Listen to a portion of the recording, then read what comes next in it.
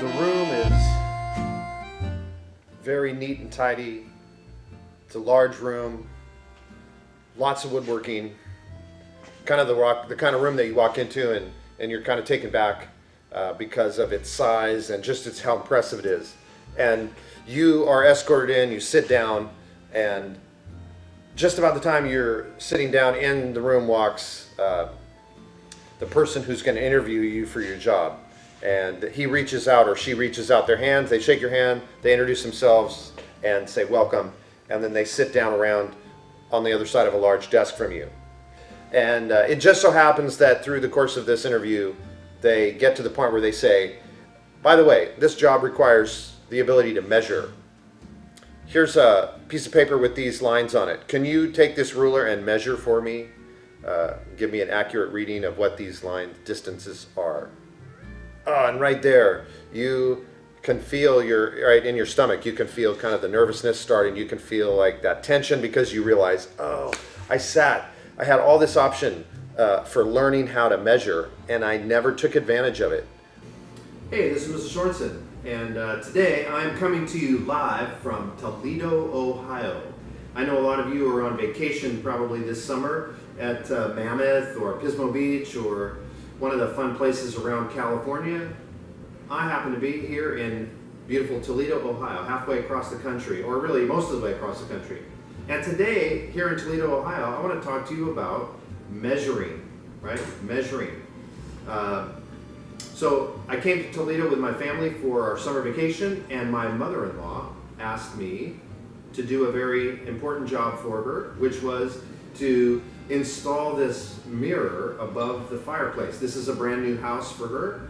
She had to move to a single-story home, and so after moving here, lots of things like the mirror needed to be put up, and she doesn't have anybody to help her with that.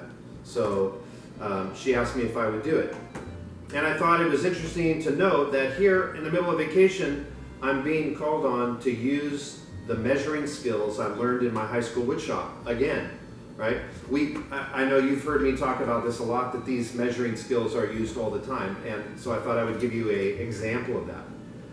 But why don't you join me and let me show you how I mounted this mirror on the wall and the measuring that was needed in order for me to do that. All right, so the next thing I need to do is, in order to hang this in the center, I need to find the space between that hanger and this hanger, right?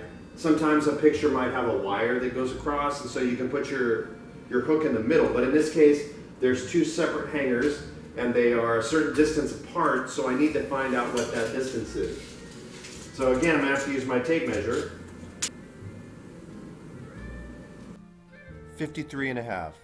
So basically from center to center, we've got 53.5. Now I need to find the center of that. 53.5. So I'm just going to use my tape measure to find the center of that. Half of 53 is...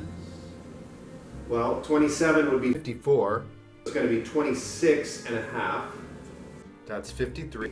And then I needed 53.5, so half of a half. I'm going to add a quarter to 26.5, and that gives me 26.75. 26.75. So if I measure from the center up here, 26.75 to the right and 26.75 to the left, I should have a mark where I can put a hanger that will put one hanger here and one hanger there, and they should line up perfectly. All right, I'm just about ready to hang up the mirror. I have some marks on the wall, exactly the right width, right? So we measured the width here. I've centered it, I put the marks on the wall. The last thing I need to do is I need to know how far down from the top of the mirror is this little hook. And then how far down from the top of the mirror is this little hook. If they're the same distance, then I put my hooks on the wall at exactly the same place. If they are a little bit different, I'm going to have my hooks at different heights. I measured down to the hook, and it's 3 7/8. And I come over here and measure the same place, and it's 4 1/8. So that's about a 1/4 of an inch difference. If I don't take that into consideration, when you look at the mirror, it's going to look crooked. So I have to make sure that I take that into consideration up there on the wall when I place the hooks in. They have to be at a little bit different heights so the mirror will hang flat. All right, so back on the wall, I have a light mark that's right here, and I have a light mark that's right there. Those marks are exactly the height that I want the frame, and they are exactly the width apart that we previously measured. So now what I need to do is decide, where does the hook go? And we just measured that. On the left side, it's going to go down 3 7/8, and on the right side, it's going to go down to 4 1/8. So I'm going to come over here with my tape measure, and I'm going to put a mark at 3 7/8 right there. Right, and you can see I already have the hook there. That's where the hook is already set up. And then I come over here to this side, and over here I'm going to put a mark at 4 1/8. All right, now with the marks in place, I simply put the hook on the wall so the hook lines up exactly with the little pencil mark I just drew. And I did the same thing here. And I simply took my hammer. These particular hooks are just hammer and hooks, so I took my hammer and I hammered those in, and now the frame is ready to go up there. So I'll simply hang the frame there, and there it is. So here I am on vacation in Toledo, Ohio, and lo and behold, I'm using my math, I'm using my measuring skills with the ruler or the tape measure, and all the stuff I learned in my high school wood shop, I'm having to use again right here in the summer of 2019 at my mother-in-law's house.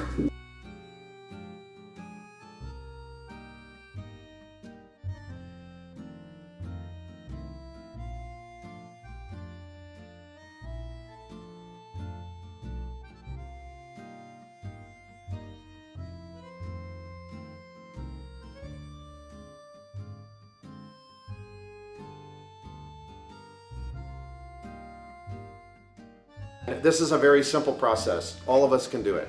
And I look around the classroom, I can see bright, shiny, smiling faces and people dressed, ready to be here and work. And that tells me, it gives me a clue to the fact that you can do this, that you can be successful at this. Now you might say, hey, Mr. Sorensen, what does being dressed and sitting in my seat have to do with being able to measure? Good question. Here's what I know. If you can be sitting in your seat right now, ready to go, ready to participate in class, you had to do 3 things this morning in a certain order to be ready and to be here. And in fact, every morning you have to do them, right? Because every morning you have to get up, you got to get out of bed, you got to get dressed, you got to brush your teeth, you got to eat your breakfast, you got to drive over here. You're doing every morning consistently 3 things in a row. If you can do 3 things in a row, you can measure, because that's what I'm going to give you today. I'm going to give you 3 steps, 3 simple steps. You're going to follow those 3 steps with every point you ever have to find on a ruler, and you will come up with the right answer. Today what we're going to look at is called the Rennie ruler reading routine, and we call it the 4 R's. Rennie is the teacher. Mr. Rennie is the teacher at Simi Valley High School, and he's the one that told me about this process. And once he told me about it, I said, hey, we got to use that, because that is foolproof. Every single student at Royal High School can measure using that. So we're going to learn it today. There's 3 simple steps, and the good news is the steps are there's nothing more complicated than being able to count 1, 2, 3, 4, 5. If you can do that, you're going to be able to measure by the end of the semester. So let's take a look at the 3 steps. Step number 1. Step number 1, we're going to look for the big number. When we look at a ruler, there are big numbers. Our ruler up here that we're working with has 3 big numbers. Obviously, those numbers could go on and on depending on our ruler. But as we learn, we're going to use 3 big numbers, 1, 2, and 3. The first thing that we find when we look for our answer on a ruler is the big number. Step number 2 in the Rennie ruler reading routine is the bottom number.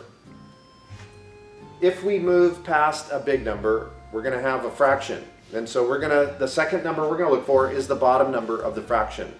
And step number 3, the top number. So on that fraction, we have a bottom number, we have a top number. The third step we're going to look for is the top number. Now, when we work every day, when you come in and go to work, you're going to have an answer key. Your answer key is going to look like this. The answer key has a circle.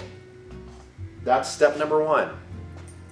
Next to it, there's a line. That's the fraction line. Step number 2 goes here, the bottom number. Step number 3 goes here, the top number. So there's our 3 steps. There's where you're going to put your answers each day. Now, let's go through and do it. Let's see how easy these 3 steps can be. Step number 1. Here's what step number 1 says. Step number 1 says that you're going to start at 0. You're going to work your way down to the point you're looking for. And then you're going to ask yourself the question, did I pass a big number? You're going to back up to the last big number that you passed. And you're going to write it down. Step number 2. Step number 2, the bottom number, says this. In a full inch. Now, this is the most complicated of all the steps, right? The most complicated of all the steps. In 1 full inch, count all the lines the same height or taller than the line you're looking for. In 1 full inch. So, for this to work, I have to use 1 full inch. 1 full inch starts at the 1 and ends at the 2.